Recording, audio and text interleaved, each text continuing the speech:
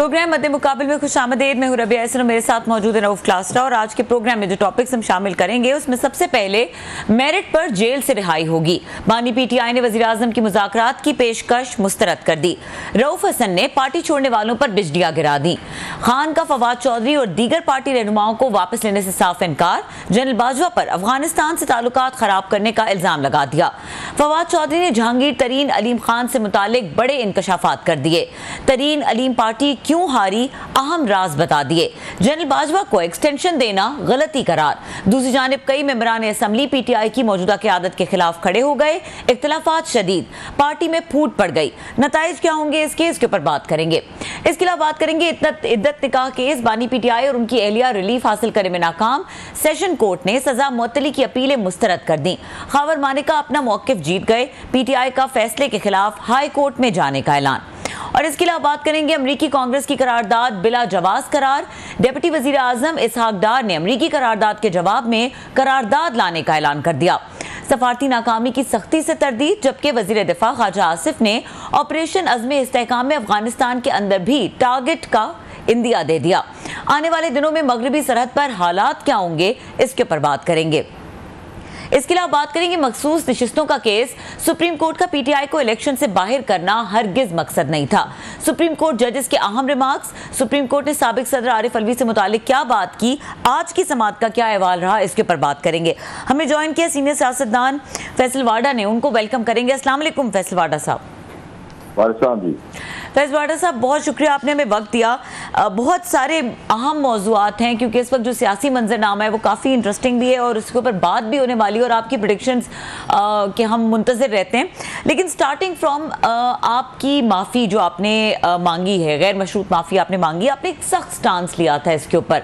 फिर आपने ये कैसे डिटर्मिन किया कि आपको ये गैर मशरूत माफ़ी मांग लेनी चाहिए? बहुत शुक्रिया आपका।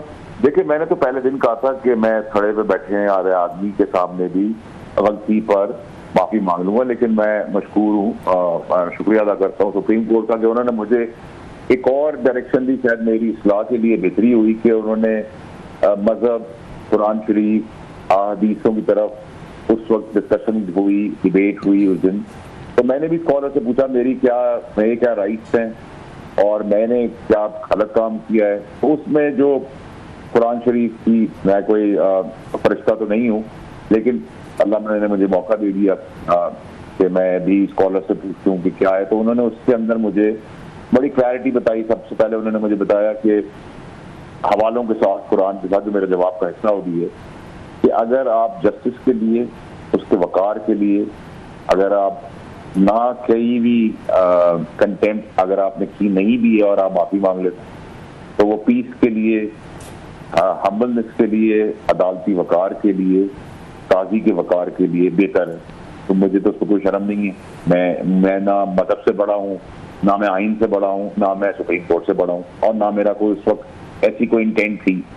लेकिन उसमें फिर आगे मैंने ये भी पता किया कि कोई जज इल्जाम लगा सकता है, उसकी भी बड़ी वाज़ेह, उसमें जन्नती दोज़खी जजों का भी जिक्र किया, कुरान शरीफ में किया, हदीसों में किया, मैंने वो भी हिस्सा डाला है। उसके बाद क्या आप किसी के ऊपर एलिगेशन लगा सकते हैं, उसका भी जिक्र है। तो वो बहुत सारी चीजें, और आप अगर माफी मांगते हैं और वो काजी से मांगते हैं या कोर्ट से मांगते हैं तो हदीस कहती है कि माफी आपको मिलेगी। तो मैं तो बड़ी क्लैरिटी मेरे डे 1 से थी। जिन्होंने की है कंटेम्प्ट, उन्होंने नाम लेके की है, पीटीआई में लोगों ने की है, मौलाना साहब ने जान से मारने की धमकियां दी हैं, बहुत सारी चीजें एविडेंट है, रिकॉर्ड पे हैं। वो कंटेम्प्ट डायरेक्ट बनती है। लेकिन फिर ही मुझे कोर्ट ने बुलाया, मैंने कंटेम्प्ट नहीं की थी, उनको फिर भी कहीं लगा कोई भी ऐसी चीज हुई तो मजहब के हिसाब से, आइन और कानून के हिसाब से, अदलिया के वकार के हिसाब से मैंने अनकंडीशनल अपॉलजी की है। तो मेरा डे 1 से सांस था। But at the same time मेरे पर भी इल्जाम लगे, उसका गाला भी उन्हीं की जिम्मेदारी है, वो भी देख लेते हैं आगे। अच्छा, आप तो अजाले की बात कर रहे हैं फैसल वाडा साहब, लेकिन अभी पहला सवाल तो ये है कि आपको यकीन है कि जो आपकी अपॉलजी है ये एक्सेप्ट कर ली जाएगी? अगर नहीं की जाती तो क्या होगा?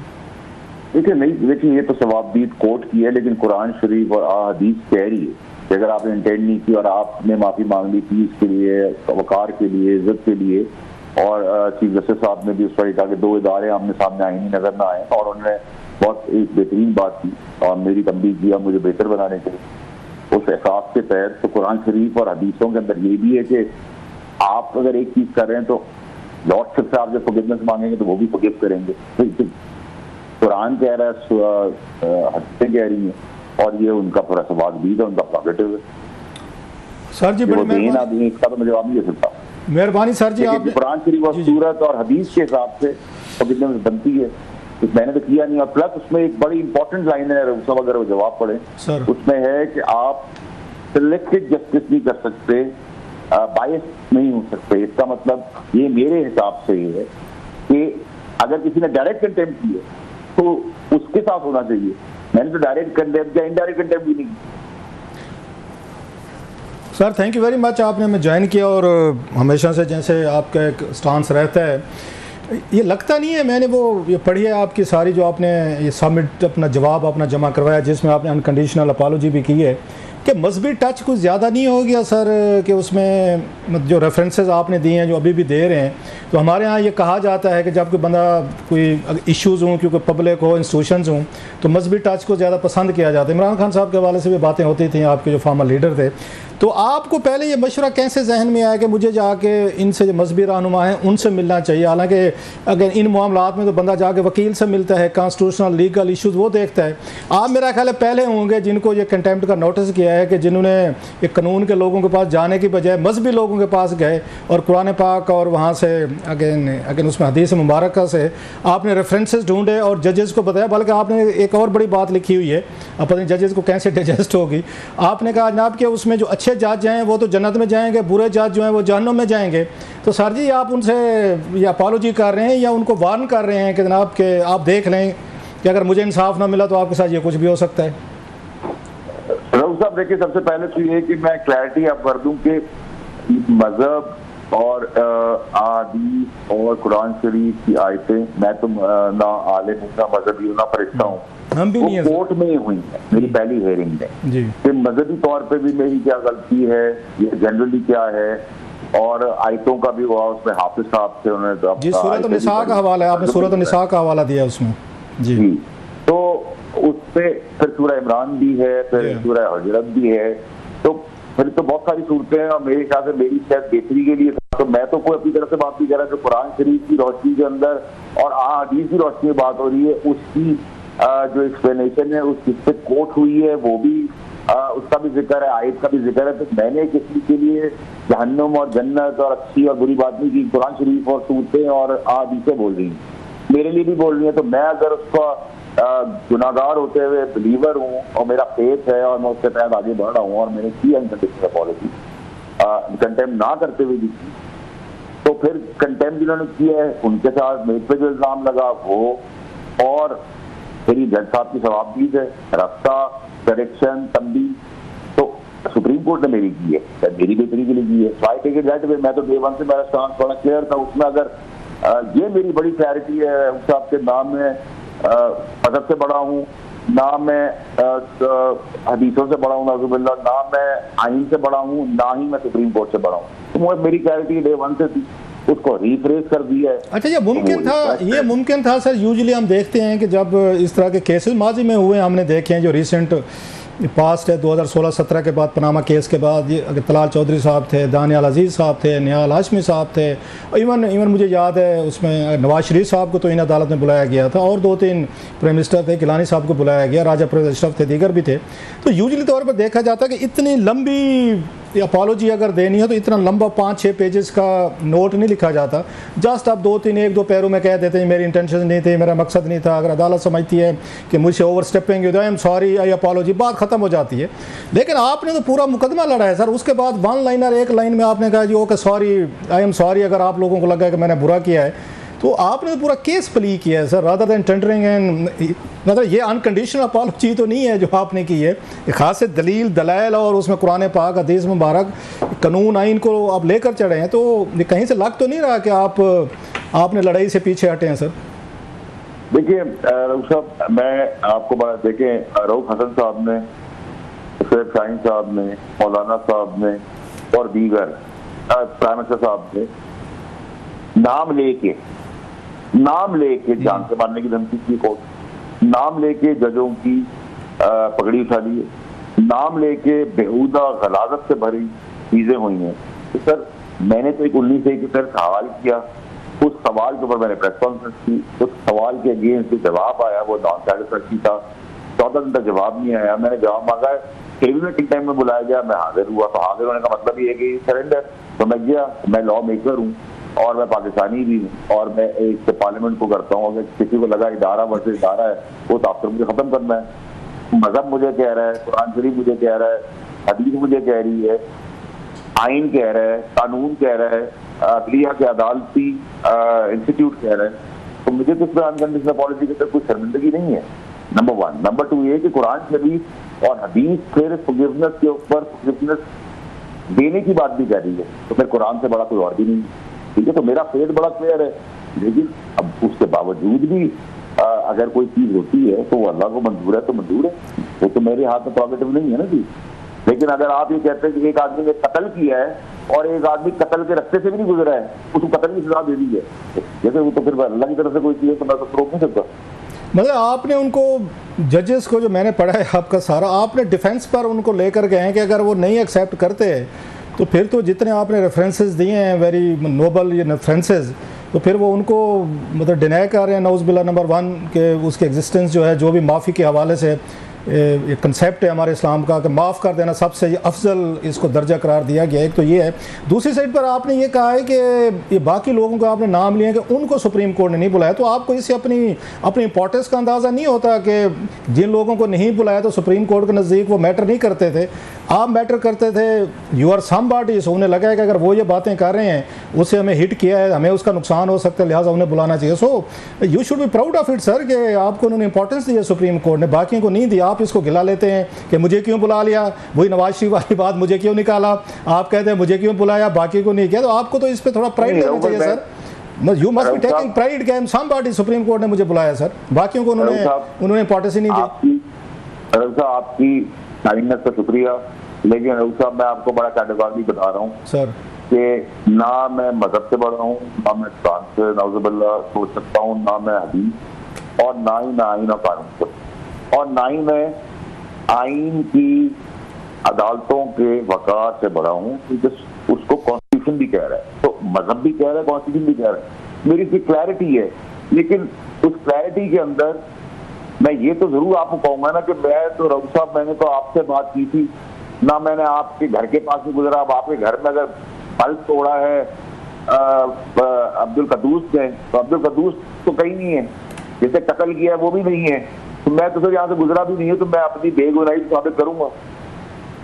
मेरा ख्याल है अभी कोई ये रबिया ने कुछ सवालात पूछने आपसे, कोई फर्दर हम दोबारा वापस इस पे आएंगे, तो मेरा ख्याल है जी इनसे मजीद लें जरा।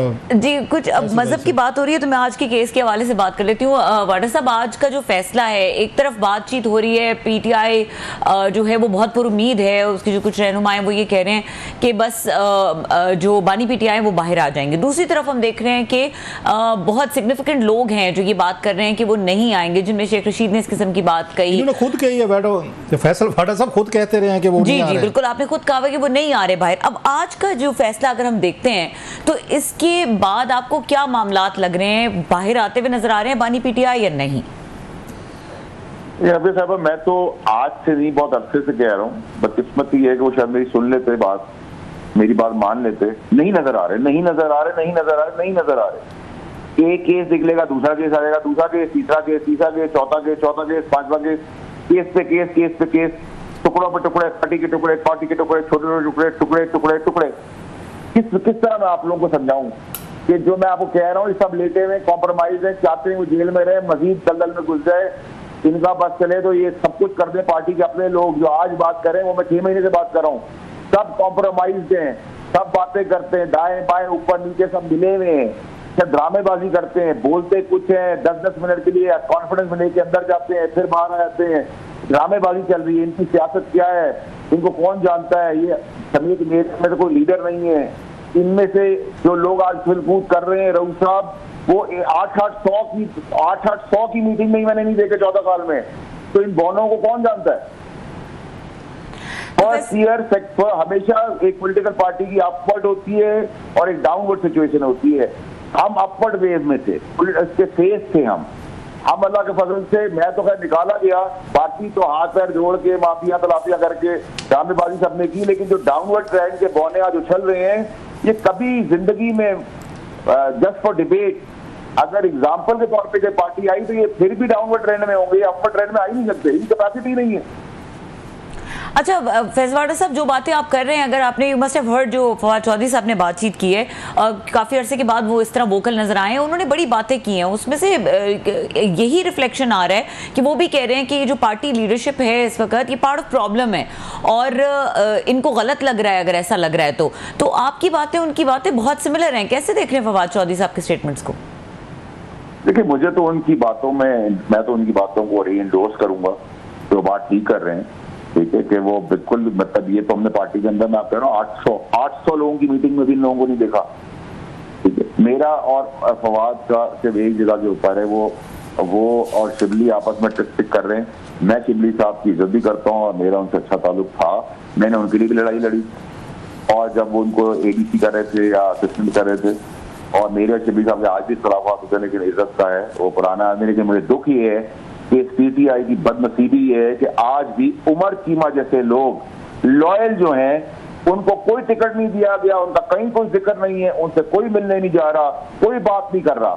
ये वो पार्टी के मुखलिस लोग थे, हम थे जिन्होंने पैसा भी लगाया, खून भी दिया, पसीना भी दिया, एफर्ट भी किए, एनर्जी भी लगाई, एथिकली, मॉरली, फाइनेंशियली, हर तरीके से हम खड़े रहे।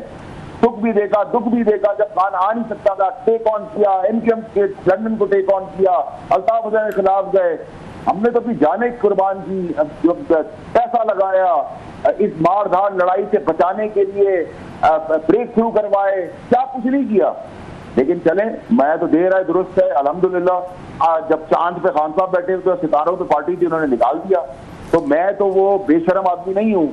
मुझे आज इमरान खान में बुलाएंगे तो मैं अपने पुराने लीडर या मोहसिन जिन्होंने मुझे सियासत सिखाई, जो वो खुद भूल गए, मुझे याद है, तो मैं शायद उनके लिए कुछ कर जाऊं, कोशिश करूं, लेकिन मैं कभी उस तरफ वापस नहीं जाऊंगा, उस दरवाजे पे मैं दस्तक नहीं दूंगा कभी। अल्लाह बड़े बोल से बचाए, मैं PTI का हिस्सा कभी नहीं बनूंगा। इस जगह से आप हट गए, फिर आपने खुदाफिज कर दी, फिर मेरिट, क्रेडेंशियल, क्रेडिबिलिटी, गैरत, इंटेग्रिटी आपको ये कहती है, फिर आंधी हो, तूफान हो, फिर झेलो, फिर वापसी का रास्ता नहीं है। अगर आपने असूल की सियासत नहीं करनी, बेशर्मी बेहयाई की लेट नहीं करनी है, तो फिर तो रउसा मेरे लिए बहुत आने, हर आदमी की तारीफ करूं, हर आदमी का दोस्त बना लूं, हर आदमी अपनी फाइल ले जाऊं, अपने काम करा लूं, मैं ये काम नहीं कर सकता सर। मतलब है आप इस वक्त जो आपकी गुफ्तगू है सर, आप बेसिकली तौर पर फवाद चौधरी साहब, इमरान इस्माइल साहब और अली जैदी साहब का हवाला दे रहे हैं कि जिन्होंने पार्टी छोड़ी, तरीके इस्तेकाम वो जो उनकी तरीन साहब की थी उसमें चले गए, अब वो दोबारा अपने ट्वीट्स के ज़रिए, गुफ्तगू के ज़रिए they are trying to get into the party back. आपकी गुफ्तगू से ये लग रहा है कि आप उनको ये सारी बातें सुना रहे हैं। वो कहते हैं ना कि कहना बेटी को और सुनाना बहू को, नहीं सर, इट्स वेरी क्लियर, वही लोग थे ना जो छोड़ के मुश्किल में। आपको भी सुनाता हूँ और मैं उसके खानदान को भी सुनाता हूँ, और मैं अपने बहनोई को भी सुनाता हूँ, उसकी बीवी को भी सुनाता हूँ, उसके खानदान को सुनाता हूँ। मैं सुनाने में देर नहीं लगाता, तो मैं तीर कहीं और निशाना कहीं करता ही नहीं हूँ, सीधा मारता हूँ, स्ट्रेट फायर करता हूँ मैं सर। तो आप फिर किन की बात कर रहे हैं सर? ये जो अभी आपने बात की है कि जनाब एक दफा पार्टी, रऊफ साहब मैं आपको थोड़ा स्ट्रक्चर बता दूं सर। देखिए रऊफ साहब, जब ये पार्टी 14 साल पुरानी आपको बात बता रहा हूँ और उसके बाद की बात बता रहा हूँ कि देखिए इमरान इस्माइल साहब ने मुझे पार्टी में आने के लिए, जब मैं आया तो मुझे बहुत सपोर्ट किया और मेरी पुष्ट पे रहा वो, फिर एक अल्लाह का एहसान रहा कि मैं खान साहब के करीब हो गया। इसी तरह जब वो गवर्नर बन रहा था तो मैंने इमरान खान साहब को कहा था कि गवर्नर बनेगा, आपको बनाना होगा, और इमरान इस्माइल साहब पूछ सकते, और खान साहब सब मुखालफत, सब चढ़ दौड़े, वो बना। एक उमर चीमा के लिए भी मैंने बहुत लड़ाई की, इमरान इस्माइल ने लड़ाई की, उसको भी पोजीशन मिली। उमर चीमा आज भी मैं कहता हूँ, अली मोहम्मद खान आज भी मैं कहता हूँ, ये पार्टी के लोग हैं, पार्टी के फेसेस हैं, ठीक है। मैं शिबली फराज साहब की इज्जत करता हूँ, वो भी पुराना आदमी है, लेकिन बाकी तो उसको तो हम जानते ही नहीं, हमने उनकी शक्ल ही नहीं देखी, हम उनको नाम आज भी नहीं जानते, ठीक है। और फिर जिस किस्म की बेहुदा जबान पार्लियामेंट में इस्तेमाल हो रही है, अगर मशहूरी का ये तरीका रहो भाई, तो फिर बहुत अच्छा तरीका मैं आसान बताता हूँ। आपने नाम फवाद चौधरी साहब का नाम नहीं लिया, आपने फवाद चौधरी साहब का नाम नहीं लिया, हालांकि आपके बड़े अच्छे दोस्त हैं। पार्लियामेंट में गाली देने से, मशहूर होने से बेहतर है आप चौक पे अपने आप को बराना करके खड़ा करते, पूरी दुनिया में वायरल हो जाएंगे, बड़ा नाम होगा आपका। अब तो यही रह गए। तो अब फवाद चौधरी साहब का क्या फ्यूचर देख रहे हैं सर? और दूसरा भी आपने कहा कि मैं उनकी बातों से इत्तेफाक करता हूँ, वो जो कह रहे हैं ठीक कह रहे हैं। उन्होंने तो आज ये भी कहा है मालिक साहब के शो में कि जनाब कि जनरल बाजवा को एक्सटेंशन देना हमारा गलत फैसला था। Do you agree? मैंने सर पार्टी की हद तक राउत साहब फवाद की बात को मैं इंडोर्स करता हूँ, बाकी उसका अपना तजरिया है, वो उसकी मर्जी है, वो जो भी बात करे। लेकिन जहां तक उसने पार्टी से बात की, पार्टी के मुताबिक बात की, वो तो मैं 6 महीने नहीं, अब तो 2.5 साल हो गए मुझे निकले हुए। तो मैं तो 2.5 साल से यही बात कर रहा हूँ। उस वक्त एक के बाद एक अल्लाह ताला ने सारी बातें करते रहे, ठीक, अल्लाह मियां इज्जत बचाता रहा मेरी, और आप सबको समझ में आ रहा है। और मैं आपको बता रहा हूँ कि यही वर्कर्स इनके कपड़े फाड़ देंगे अब पीटीआई वालों के, ये भी आप देखना। ये रिवायती पॉलिटिकल पार्टी नहीं है, लेकिन इट इज टू लेट। आप सर लंदन बनने जा रही है, आप हमारे साथ हैं। आपको पीटीआई पंजाब नजर आएगी, पीटीआई लाहौर नजर आएगी, पीटीआई कराची नजर आएगी। आप हमारे साथ रहें सर। ब्रेक के बाद आपसे और भी कुछ अहम सवालात हमने पूछने। स्पेशली रऊफ हसन ने कहा कि आज उनकी इमरान खान से मुलाकात हुई है जेल में, तो खान साहब ने कहा ये जो लोग बह रहे हैं जिनको रिहा किया गया, referring to Fawad and others, तो इनको जानबूझकर इनको रिहा किया गया ताकि पार्टी के अंदर लॉन्च किया गया ताकि इनको पार्टी के अंदर मजीद डिवीजन और डिमोरलाइज किए इनको किया। इस पर आपका थोड़ा तबसरा लेना है, मेरा ख्याल हमारे साथ रहेगा ब्रेक के बाद। सर ब्रेक के बाद फैसल वाडा साहब से इस अहम पॉइंट के ऊपर तबसरा लेंगे और भी मजीद बातें करेंगे। इस ब्रेक के बाद हमारे साथ रहिए।